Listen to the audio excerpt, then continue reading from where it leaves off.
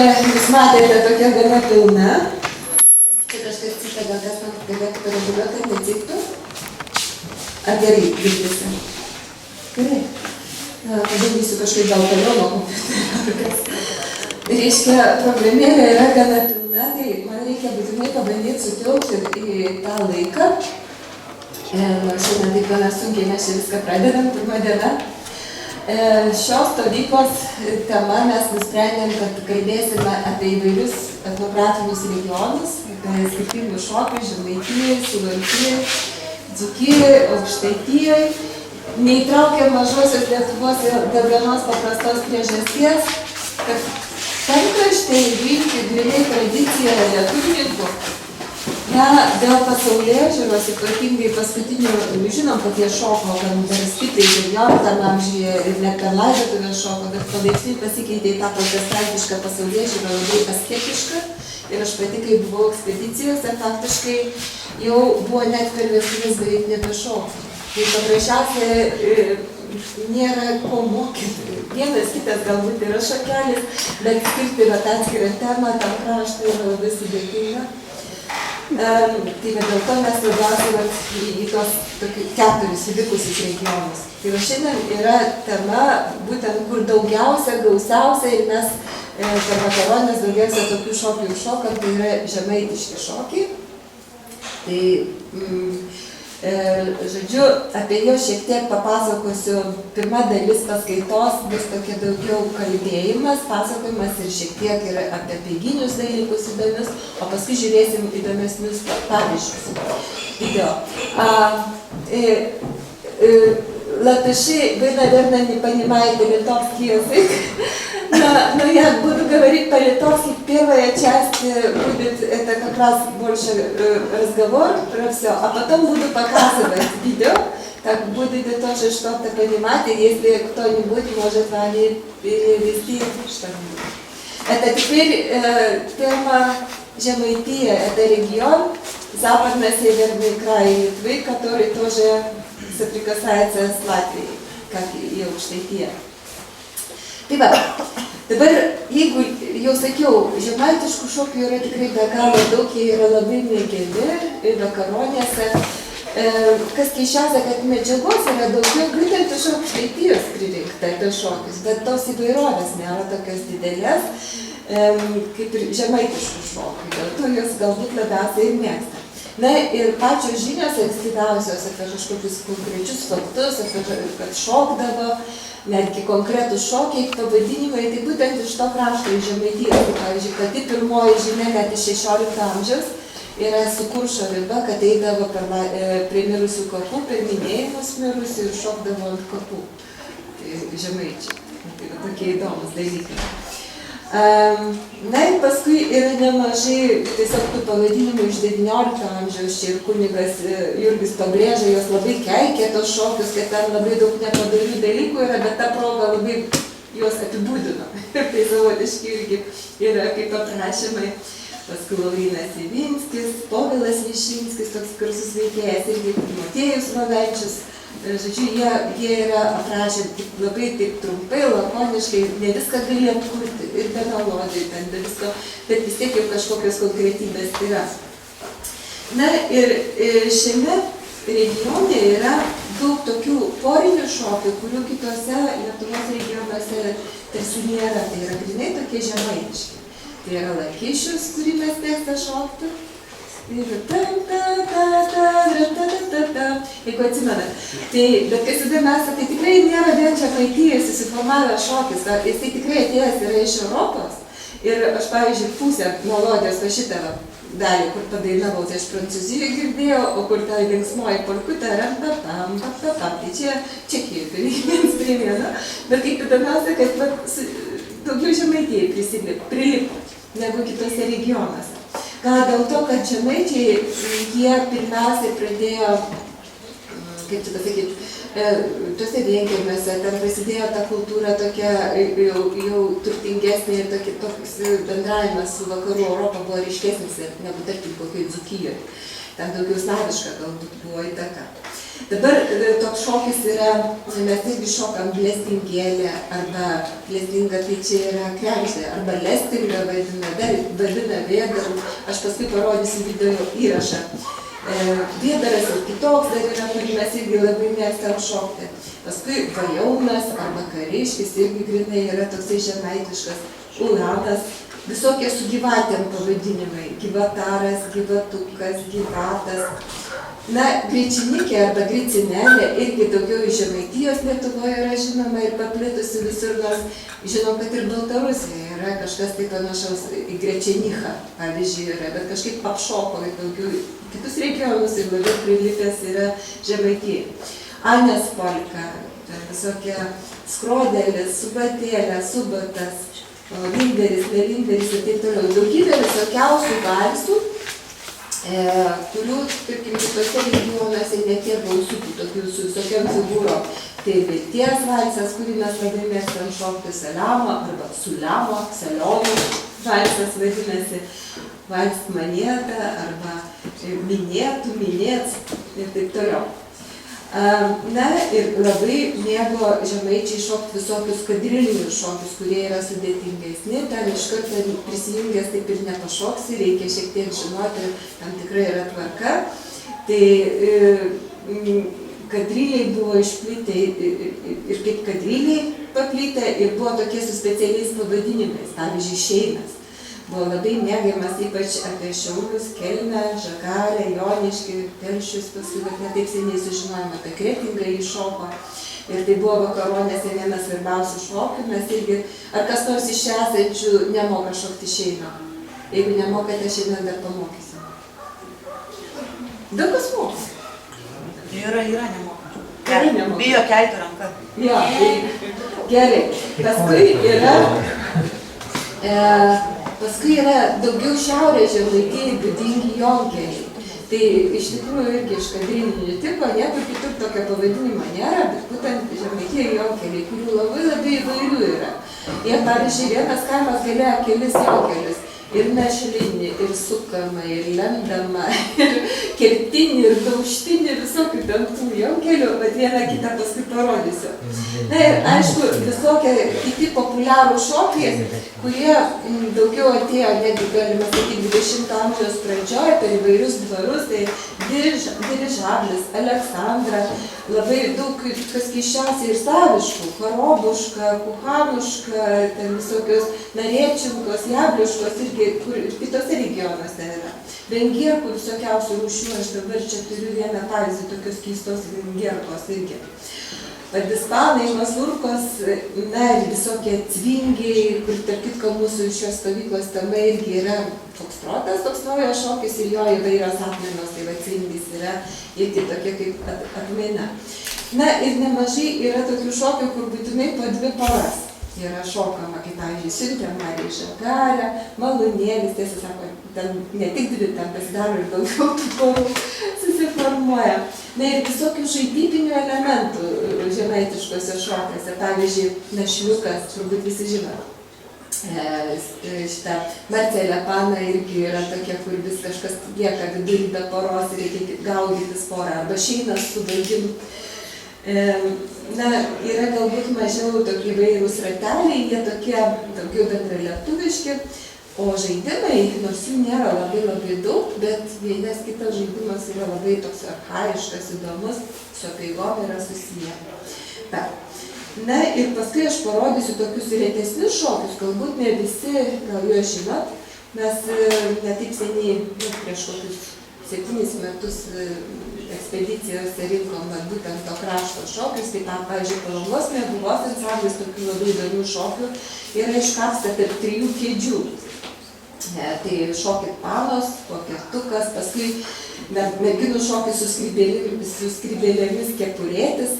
Tai ne ta kepurinė, tarp kitko, kas nežino, tai tikrai šitą įsidėkit į galvą, kad ta kepurinė jokia nėra liaudiška. Ta, kur visą laiką būna su tais nusilenkimais, čia yra visiškai sukurta iš kažkokio tokio nelabai aiškaus aprašo, ten baisiai daug yra fantazijos pridėta, o čia yra tokia autentiškesnė kepurinė, kurią jeigu pažiūrėsim. Ten toks irgi kaip žaidiminio pobūdžio, ten nutrūksta tada, kada kažkas suklysta. Yra toks įdomus šokis icki-picki, ant lazdų. Toksai primena, pavyzdžiui, yra ir Dzūkijoje tokių ir Aukštaitijoje, kaip Mikita, arba tolkačiukas, daugkačiukas, kad reikia šokinėti tarp lazdų ir jeigu suklysti, tai iškrenti iš, kaip žaidimas gaunasi toksai.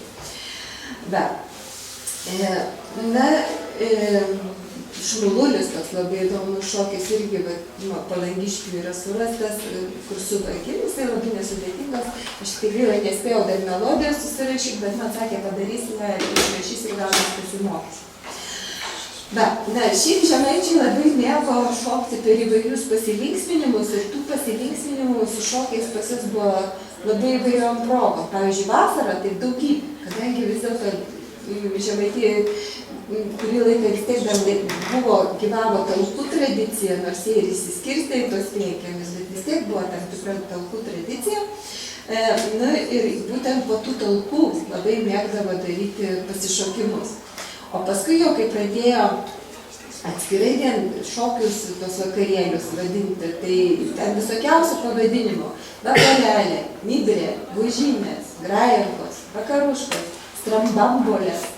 Strambambolė, reiškia pasišokimas. Bėgė, jaunimas, tiesiog vadina, einam į jaunimą, reiškia, einam į šokius. Ir šiaip tai manoma, kad tokie specialūs pasišokimai daugiau išpopuliarėjo po Pirmo pasaulinio karo. O prieš tai daugiau, sakau, prie kažkokių darbų daugiau būdavo. Šokdavo klėtise, jos būdavo anksčiau grįstos, o paskui jau, kada triobas tokias turtingesnės pradėdavo statyti, tai ant medinių grindų ir staidavo po kelis kaimus į vieną vietą. Paskui atsirado labai įvairūs ansambliai. Žemaičiai, ne taip kaip dzūkai, kur užtenka smuikelio, vienos harmonikos, jie labai dažnai kažkokias kapelytės turėjo ir styginių, ten tarkim būtinai basetlė prie visokių smuikų, net ir pučiamųjų tokie maži būdavo, reiškia, atskiri orkestrėliai, jie ypatingai prigijo gegužinėms. Tiesa, čia Žemaitijoje labai stiprus buvo tas pasipriešinimo judėjimas, ypač kai buvo uždrausta spauda. Tai būtent per tos vakarėlius buvo galima šalia šokių visokius politinius dalykus, visokius tą tautiškumo, tą visą pakelimą daryti. Ir tos gegužinėsios arba viešieji vakarai, kaip jos vadina, ten su visokiais spektakliais, po to šokiai, kalbos dar prieš tai vairios, tai ypatingai darė 19 pabaigoje, 20 pradžioje. Bet paskui, kai jau pasidarė nepriklausoma Lietuva, tarkim, gegužinės ant tiek buvo išpopuliarėjusios, kad skaičiau, atrodo, 34 ir 6 metais, dabar tiksliai nepamenu, bet šitose bubiuose buvo surengta gegužinė, kur 10 000 dalyvių buvo, galite įsivaizduoti, tokia didžiulė. Dabar apie teiginę šiek tiek labai trumpai tik tai paminėsiu, kad žemaičiai labai mėgo šokti per vestuves ir ten ne tik pasilinksminimo šokiai, bet buvo ir tokių specialių apeiginių šokių. Bet dabar, jeigu kas ruošitės vestuves daryti, tai bandykit ką nors sugrąžinti. Reikėdavo ne šiaip, kad kažkas paskelbė ir prasideda šokiai, o kažkas turi pradėti visus šokius. Ir tie pradėjimai Žemaitijoje dažniausiai jaunoji šokdavo su savo tėvu.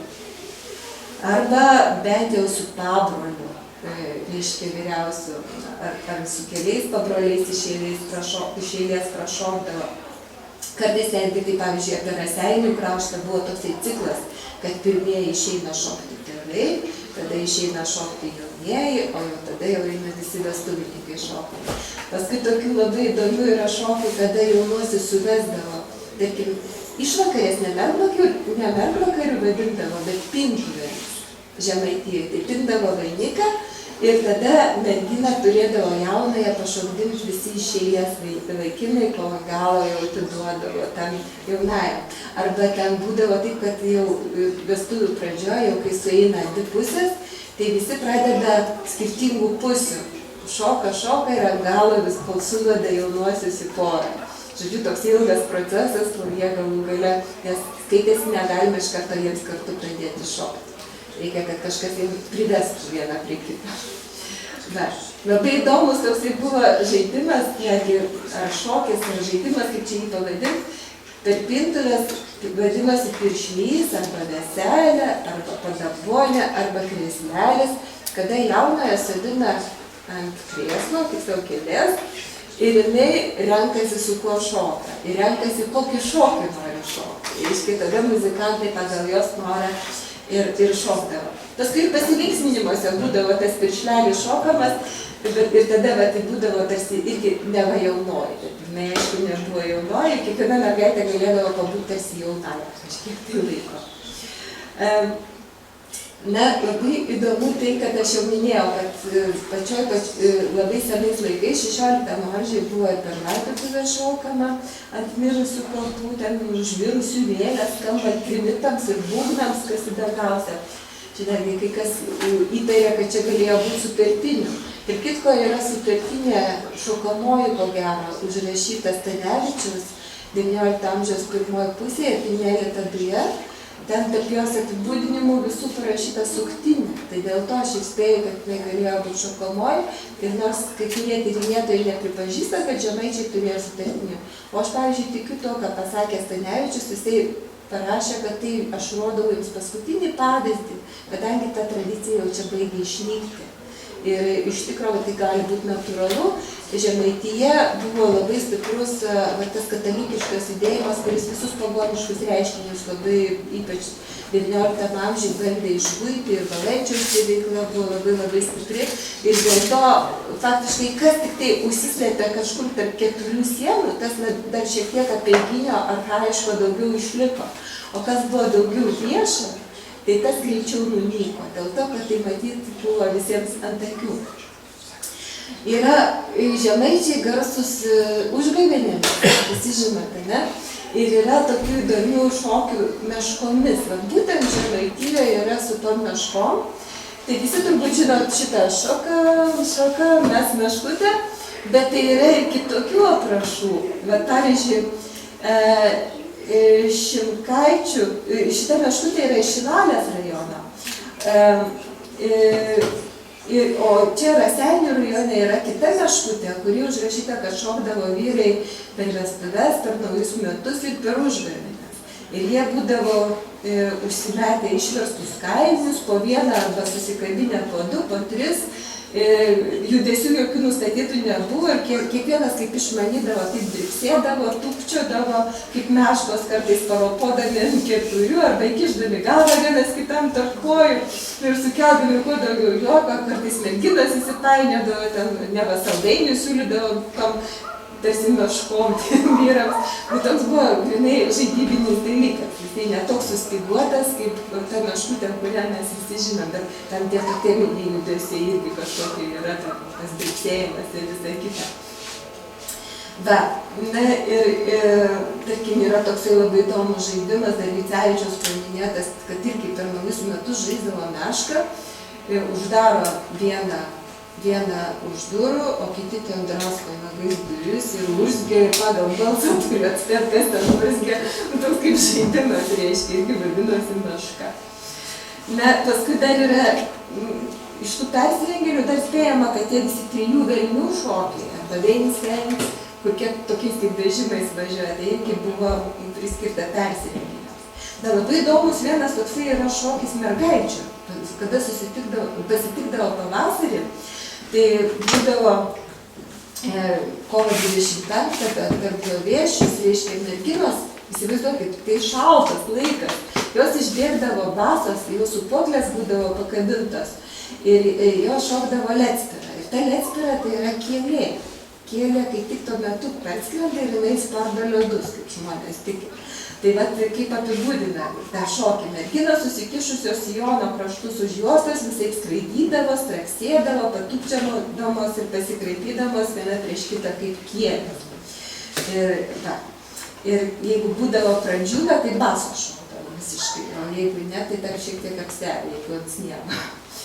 Na ir toksai gegužėlio žaidimas, dabar vyksta rekonstrukcijos, gegužė šventė, netgi yra mokyklose, kai kuriuose organizuojama gegutė šventė. Tai būdavo irgi per Velykas, pasodindavo mergaitę, gražiausiai išrinkdavo kaimo mergaitę ir jai užrišdavo akim ir prieina visi berniukai iš eilės ir jai kukuoja.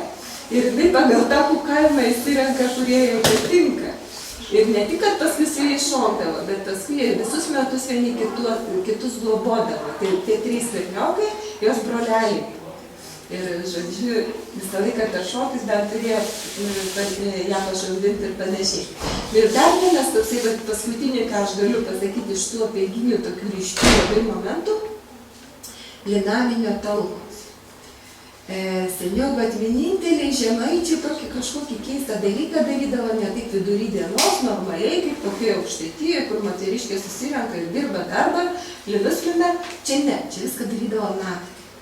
Ir susirenka naktį būtent jaunimas, daugiausiai, berniokai ir merginos, ir dar pasisamdo šeimininkas, kas būtų už velnę, kas būtų už žydus, kas būtų už smertį, už visokių tokių pasirodydavo toj naktyje, visokių persirengėlių.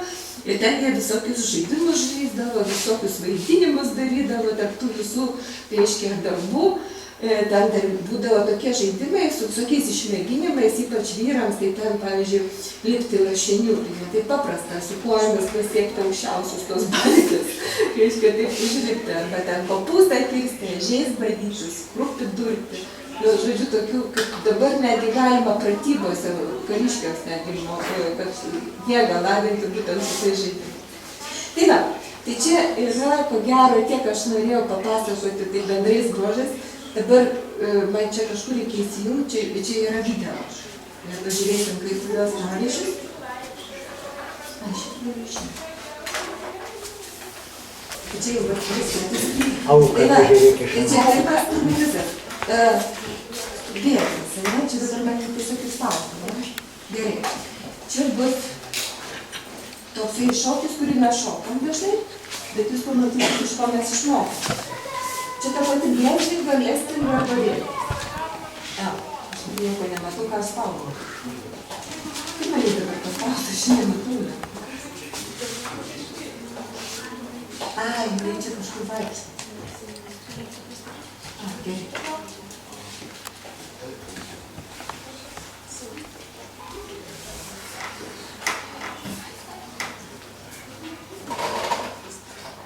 Ne, čia reikia tiesiog patį man pastumti tą visą.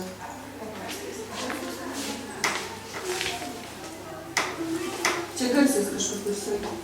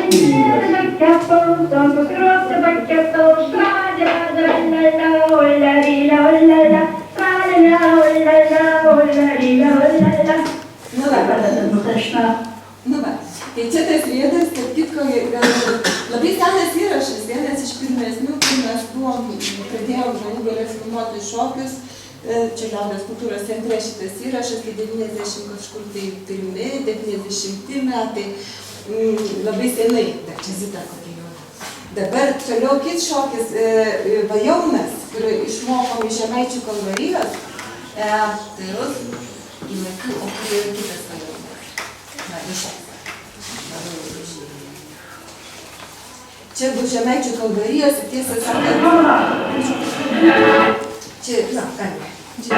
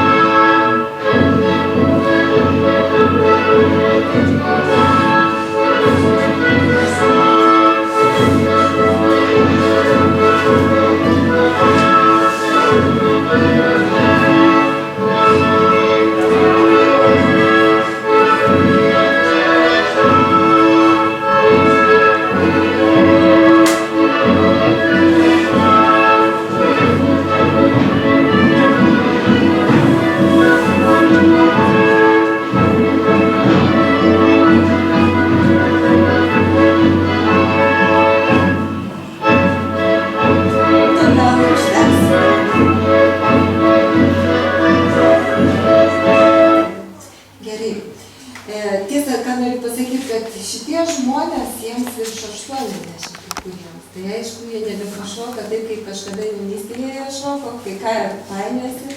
Bet vat yra tas va, toksai laisvas vedžiojimas, tokia biški improvizacija, gal kai kurie ten ir nelabai kaip žino, bet kai kurios poros matosi, kad jos tiesiog laisvai ten vedžioja. Ką mes įpratę viską labai sustiprina.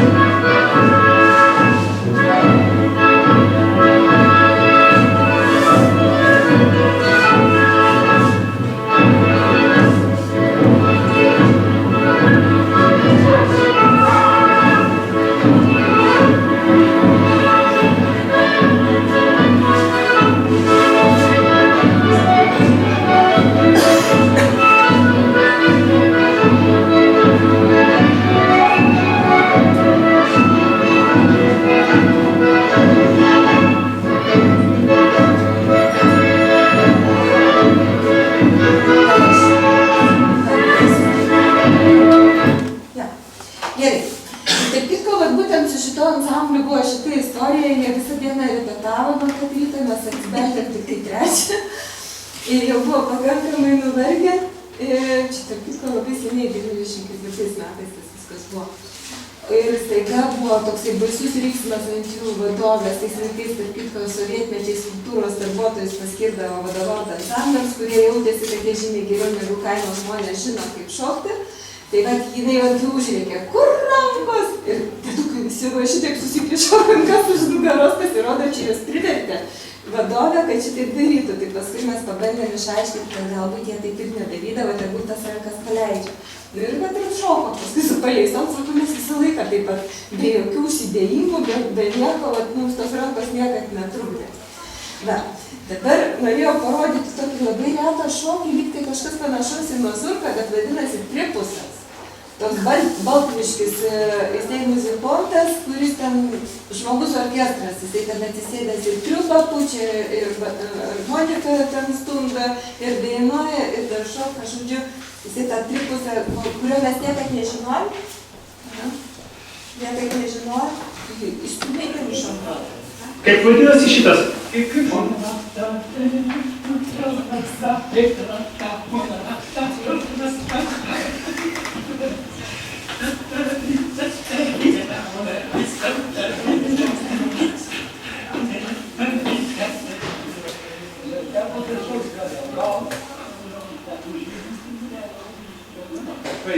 A tai kojas in šalis?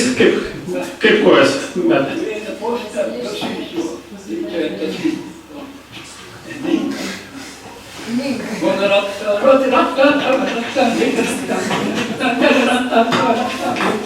Žinokit, pabandžius, tai čia greitai biškai toks sportas pasijaučia.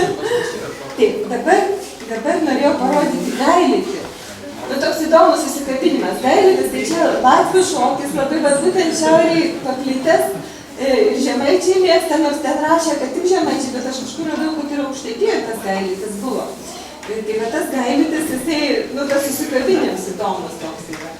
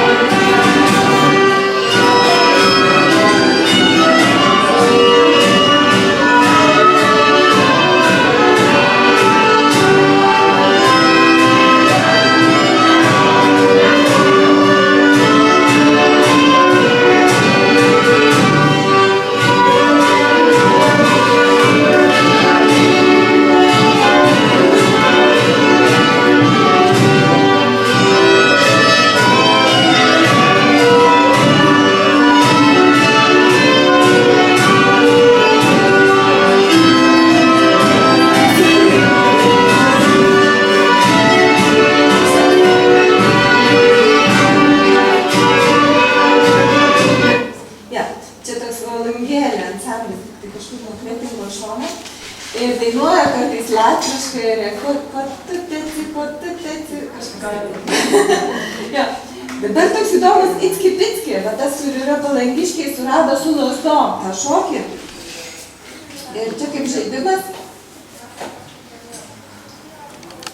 Merginos rungtyniaudavo. Icki-Picki išmokino mūsų pamatūrės. Jis išmoko iš savo surės.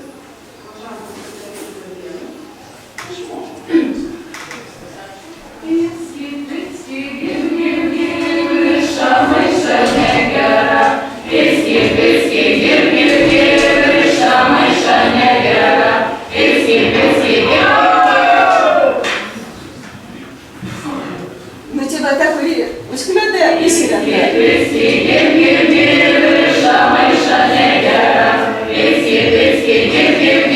It's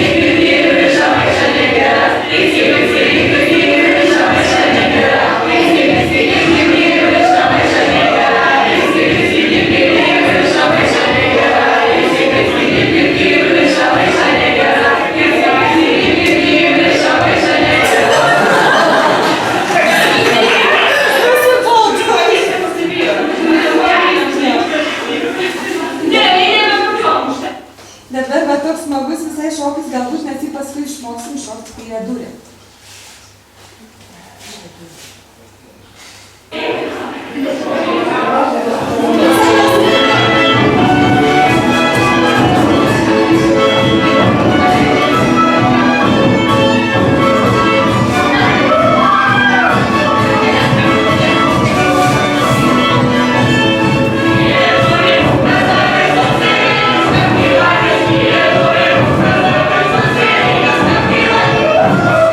Pažiūrėkite, stebuklas kaip kestinis. Dėl amžiaus, bet iš tikrųjų jau neturėtų taip stipriai silpsėti.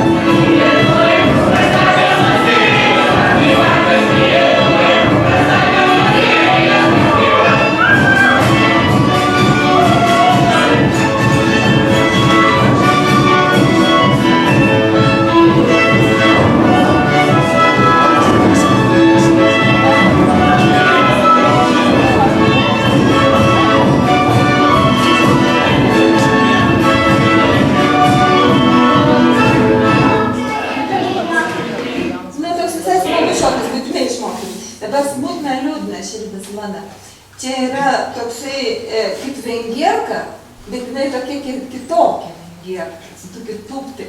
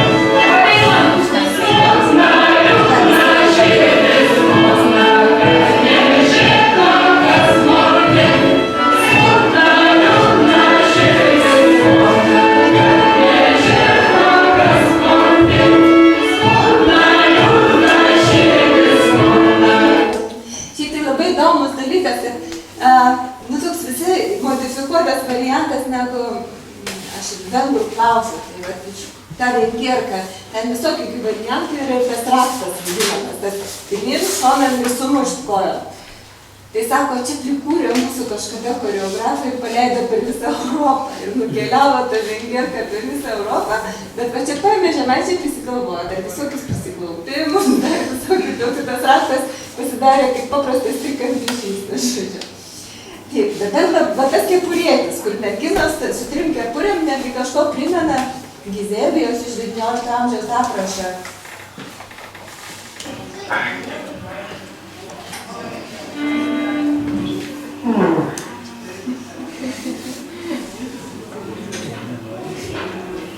Gerai. Ne, gal nereikia dainam. Gerai, tebus.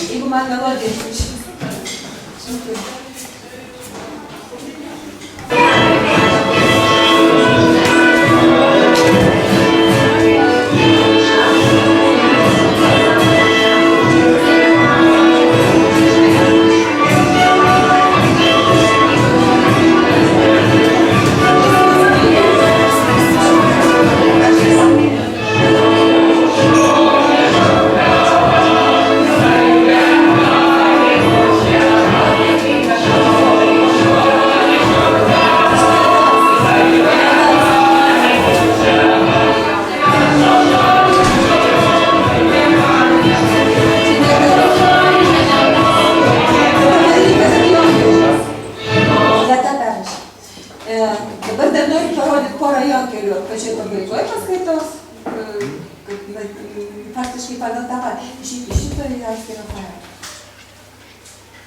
Ir tokius.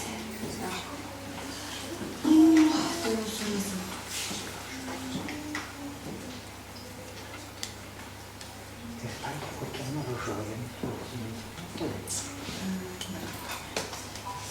Čia bus.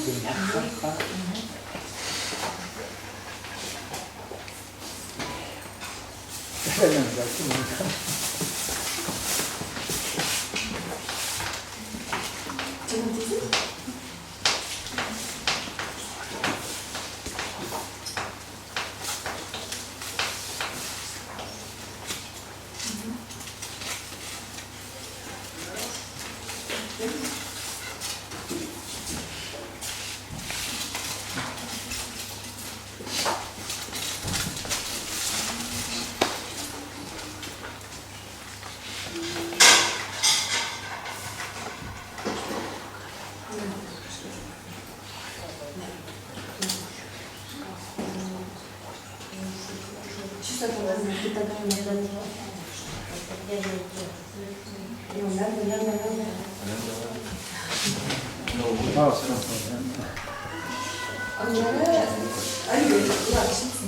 matysi?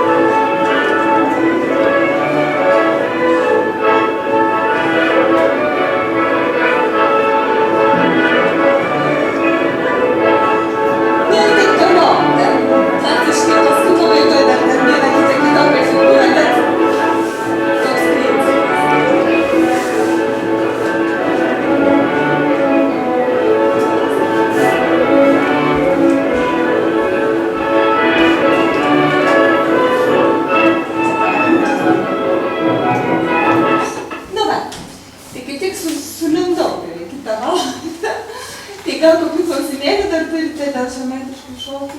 Ir šiek tiek praktiškai pasimokysim. Žodžius, kurie kalba išmokyti žodžius, kur tik įmanoma. Aha, dar reikia pasidėti jos išsirašyti, dar reikėjo visus. Ja. Gerai. Tai dabar bus toliau valso mokymai ir bus dviem lygiais.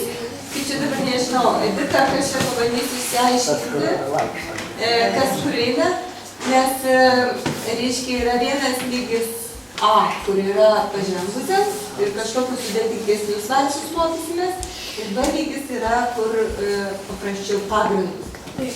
Ja lygį prašom matyti tiems, kurie jau tikrai moka šokti valsą, kur tikrai jau gerai jiems išeina šokti valsą. O į B lygį prašom matyti tų, kurie visai dar nemoka šokti valsą, arba kuriems dar sunkiai išeina šokti valsą. Tada šitas valsų mokymas truks 1,5 valandos.